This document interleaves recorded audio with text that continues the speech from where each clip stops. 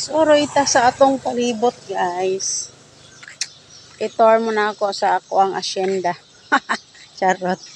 Asyenda gyud. So nata dere daplin sa karsada.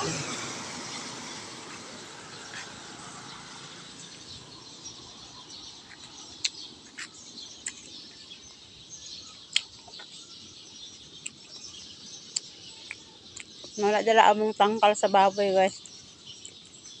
Galabat na mo og sin.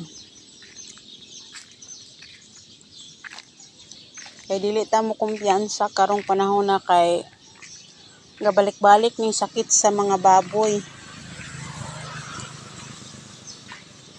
So karon na po'y bag-ong sakit sa baboy, guys. Ang mga kuan na pud ang gitakbuyan ang mga anay nga buntis.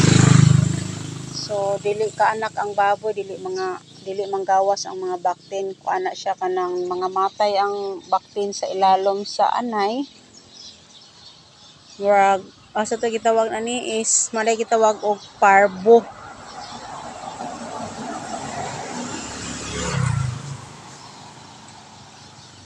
Nindot kay ang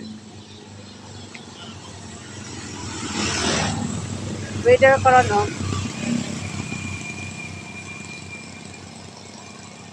May dagom nga ito nga di masabot ang panahon. And then darita ako yung mga punuan sa saging.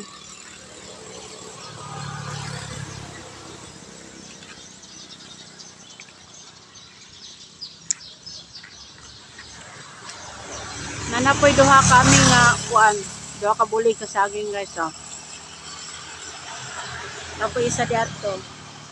So duha ka bulig gini sila. So mag dungan-dungan ra gini sila og kagulang. So naanapod ko'y malungag. Then ang sobra ani akong ipakaon sa akong baboy ug mahinog.